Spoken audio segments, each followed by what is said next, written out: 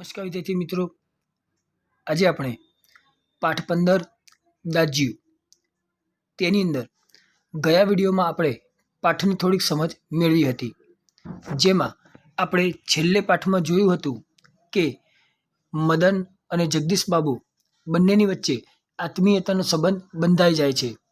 ત્યારે જગદીશ બાબુ જ્યારે પણ તેઓ કેફેમાં જાય છે ત્યારે મદન તેમને દાજ્યું કહીને તેમની સાથે વાતો કરતો અને જ્યારે બીજો કોઈ ગ્રાહક મદનને બોલાવે ત્યારે એ છેલ્લે દાજ્યુને પણ પૂછીને જતો કે દાજ્યુ, તમારા માટે કોઈ વસ્તુ? તેવું અહીં સુધી આપણે છેલ્લે જોયું હતું। હવે આપણે પાઠને આગળ સમજીએ। ત્યારે જગદીશ બાબુ મદનને કહેતા, पानी लाओ। लाया दाज્યું। शब्दी को उतनी ही आतुरता और लगन से दोहराता जितनी आतुरता से बहुत दिनों के बाद मिलने पर भी माँ अपने बेटे को चूमती है। ત્યારે જ્યારે જગદીશ બાબુ મદનને કહેતા કે પાણી લાવ, ત્યારે મદન લાયા દાજ્યું તેમ કહીને ઝડપથી જતો અને ઝડપથી તેમના માટે પાણી લઈને આવતો અને એટલી આતુરતા હતી કે જેમ વર્ષોથી છૂટા પડ્યા પછી કોઈ માં પોતાના બાળકને मरती હોય। कुछ दिनों बाद जगदीश बाबू का एकाकीपन दूर हो गया। उन्हें अब चौक, कैफे ही नहीं, सारा शहर अपनेपन के रंग में रंगा हुआ सा लगने लगा। परंतु अब उन्हें यह बार बार दाज્યું कहलाना अच्छा नहीं लगता और यह मदन था कि दूसरी टेबल से भी दाज્યું। तो થોડાક દિવસ પછી જગદીશ બાબુનું જે એકાકીપણું હતું, જે એકલતા અનુભવતા હતા, તે દૂર થવા લાગી। હવે તો તેમને ચોક અને કેફે નહીં પરંતુ આખું શહેર પોતાનું હોય તેવું તેમને લાગવા લાગ્યું। પરંતુ જે આ મદન તેમને વારંવાર દાજ્યું કહીને બોલાવતો તે તેમને ગમતું ન હતું અને મદન હતો કે એ તેમને વારંવાર દાજ્યું કહીને બોલાવતો હતો। मदन इधर आओ। आया दाज્યું। दाज્યું शब्द की आवृत्ति पर जगदीश बाबू के मध्यम वर्गीय संस्कार जाग उठे। अपनत्व की पतली डोरी अहम की तेज धार के आके न टिक सकी। ત્યારે એક વખત જગદીશ બાબુ મદનને બોલાવે છે ત્યારે મદન કહે છે કે આયા દાજ્યું। તો જ્યારે જગદીશ બાબુ આ દાજ્યું શબ્દ સાંભળે છે ત્યારે જગદીશ બાબુ તે ખૂબ જ ગુસ્સે થઈ જાય છે અને તેમના અહમના આગળ અપનત્વ ટકી શકતું નથી। दाज્યું। चाय लाओ। चाय नहीं, लेकिन यह दाज્યું दाज્યું क्या चिल्लाते रहते हो दिन रात। ત્યારે મદન કહે છે કે દાજ્યું, શું તમારા માટે ચા લેતો આવું? ત્યારે જગદીશ બાબુ કહે છે કે મારે ચા જોઈતી નથી, પરંતુ તું આખો દિવસ રાત મને દાજ્યું દાજ્યું શું કહેતો ફરે છે? किसी की प्रेस्टीज का ख्याल भी नहीं है तुम्हें।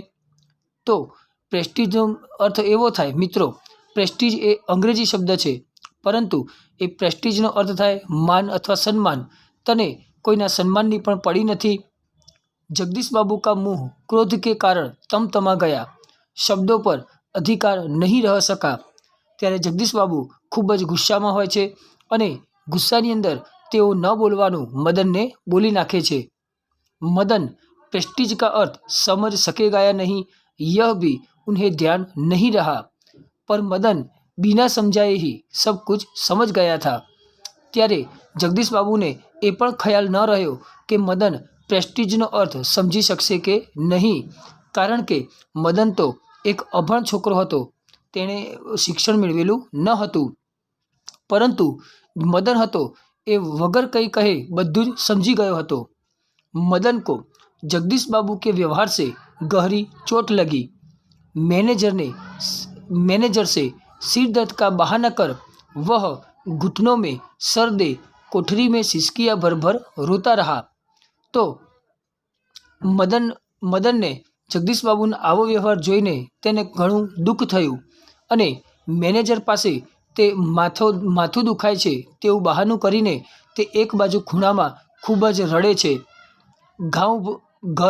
गांव से दूर ऐसी परिस्थिति में मदन का जगदीश बाबू के प्रति आत्मीयता प्रदर्शन स्वाभाविक ही था।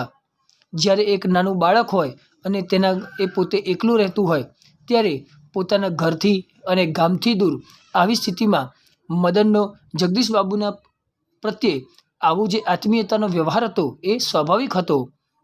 इसी कारण आज प्रवासी जीवन में पहली बार उसे लगा जैसे किसी ने उसे ईजा की गोदी से, बाबा की बाहों से और दीदी के आंचल की छाया से बलपूर्वक खींच लिया हो।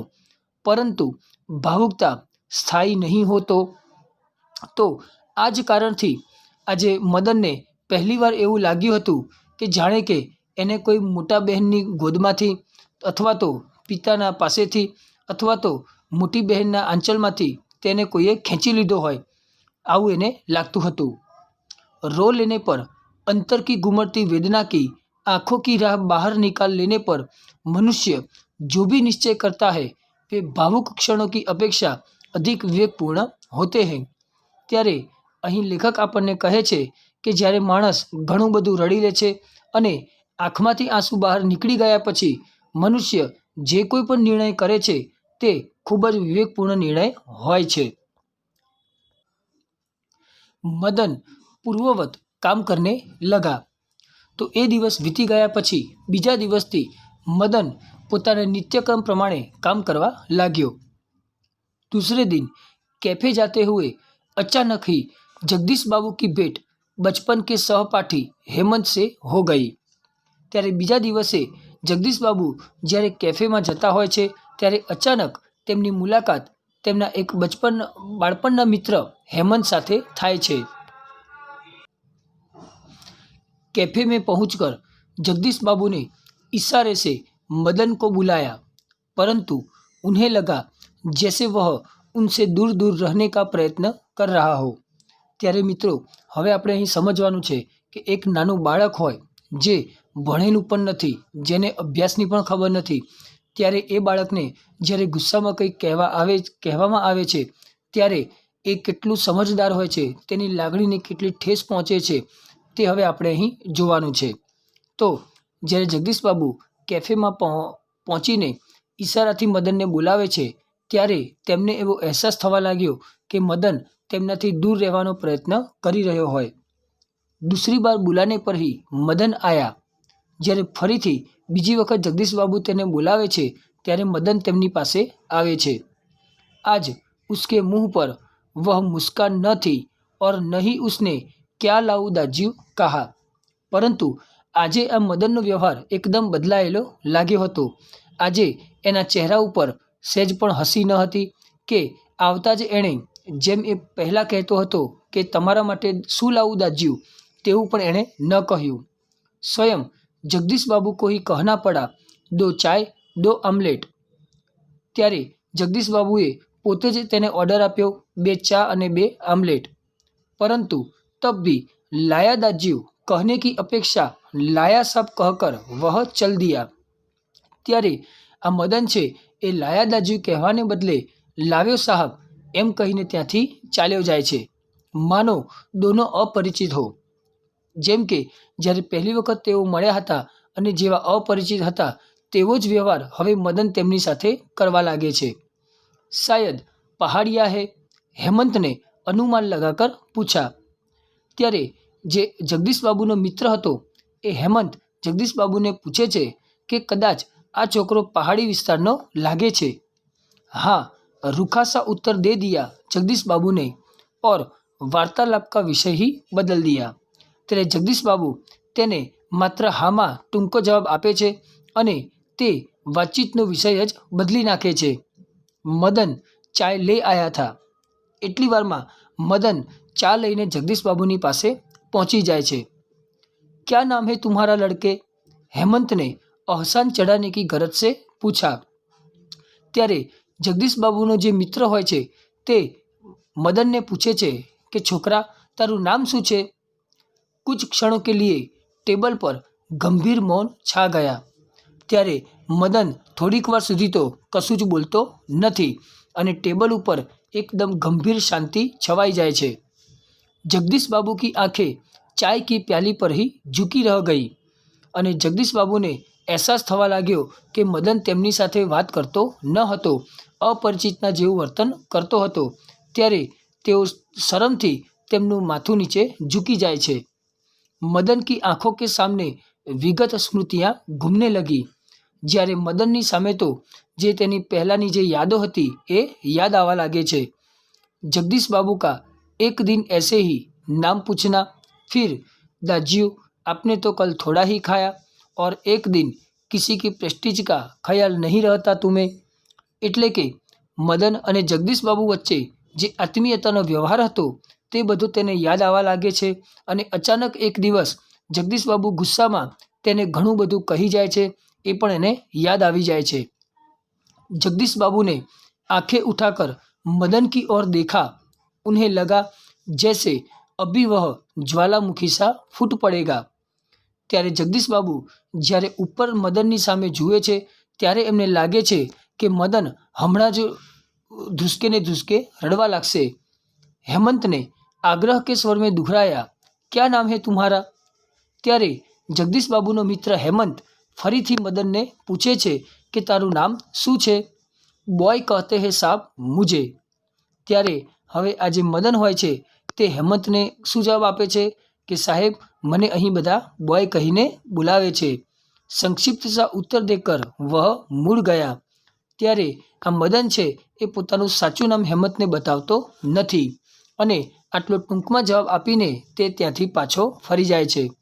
आवेश में उसका चेहरा लाल होकर और भी अधिक सुंदर हो गया था।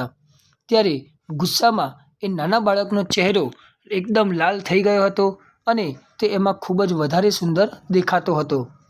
તો મિત્રો આ પાઠમાંથી આપણે સમજ્યા કે કોઈ નાનું બાળક હોય તેને પણ પોતાનાપણું, લાગણી, અપેક્ષાઓ તેને ઘણું બધું હોય છે, પરંતુ જ્યારે આપણે તેને ન બોલવાનું બોલી દઈએ છીએ અને આપણો ગુસ્સો એના ઉપર વ્યક્ત કરી દઈએ છીએ ત્યારે એ બાળક પણ આપણી સાથે પારકા જેવું વર્તન કરવા લાગે છે, એને પણ લાગણીને ઠેસ પહોંચે છે। તો મિત્રો આ પાઠ અહીં પૂર્ણ થાય છે।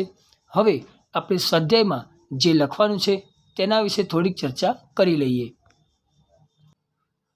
સ્વાધ્યાયમાં અહીં આપ જોઈ રહ્યા છો તે મુજબ સૌપ્રથમ તમારે શબ્દાર્થ લખવાના છે, ત્યારબાદ સ્વાધ્યાય લખવાનું છે।